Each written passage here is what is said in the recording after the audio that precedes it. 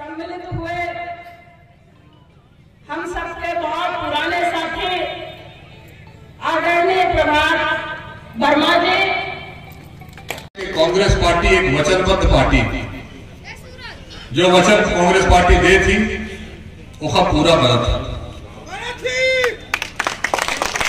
चाहे वर्ष 18 के चुनाव रहा हो, सरकार बनी और समस्त वचनों के पालन तत्काल कांग्रेस पार्टी की सरकार माननीय कमलनाथ जी के नेतृत्व में समस्त वचनों के पालन तत्काल प्रारंभ हुए हैं। अब कांग्रेस पार्टी 11 वचन लेके आई है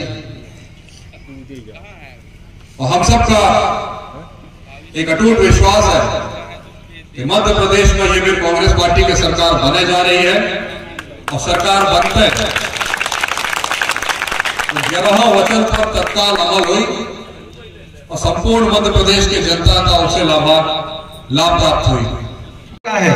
किसानों को न्याय पाने का है, बुजुर्गों को सम्मान पाने का है, माता बहनों को सम्मान पाने का है, छोटे छोटे बच्चों को अच्छी शिक्षा मिले उसके लिए है।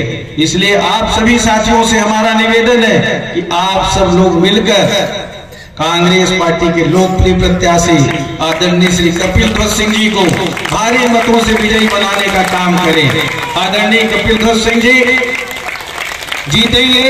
हम भी विधानसभा में हैं, हम भी हमें भी अनुभव हो गया, तीसरी बार चुनाव लड़ रहे हैं।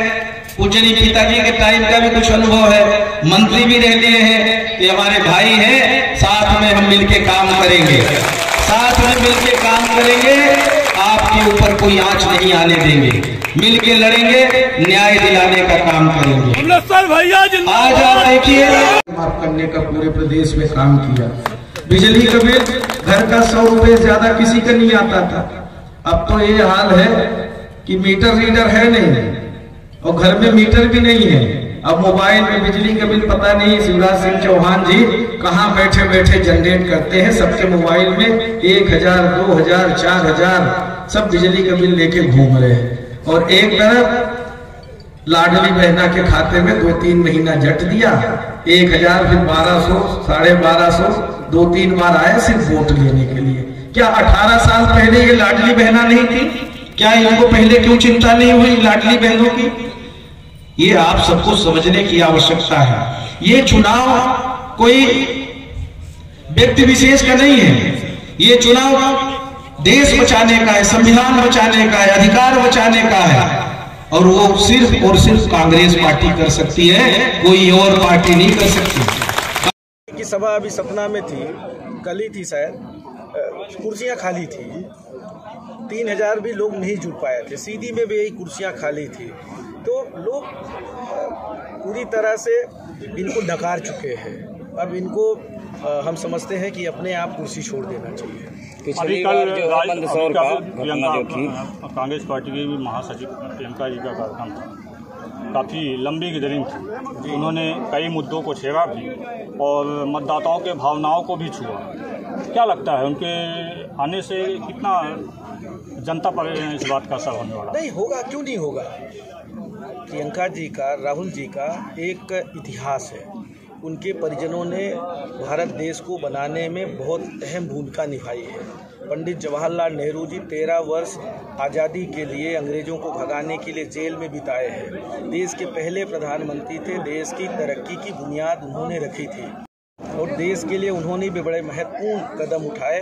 राजीव जी ने भी बहुत सारे काम करने का किया था। अगर 21वीं सदी की बात करें तो उसकी बुनियाद राजीव गांधी जी ने रखी थी।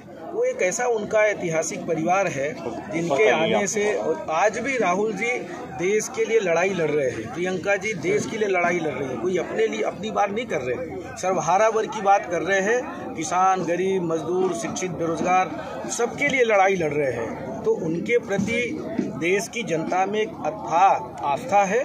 वो उनके आने से स्वाभाविक रूप से जन समर्थन मिला है और कहीं न कहीं हमारे पार्टी के प्रत्याशियों का भी मनोबल बढ़ा है, कांग्रेस पार्टी के कार्यकर्ताओं का भी और जनता जनार्दन का भी प्यार और ज़्यादा उनके आने के बाद बढ़ा है। कांग्रेस पार्टी का परिवर्तन की बात कर रही है। रीवा जिले में खासतौर से पिछले चुनाव में 8 में से 0 मिला था कांग्रेस पार्टी को। इस परिवर्तन की लहर में क्या उम्मीद करते हैं, कितनी सीटें आने की संभावना? हमने बोला ना, पूरे बिंद रीजन में सारी सीटें जीत रहे हैं, तो क्या बिंद रीजन से अलग है?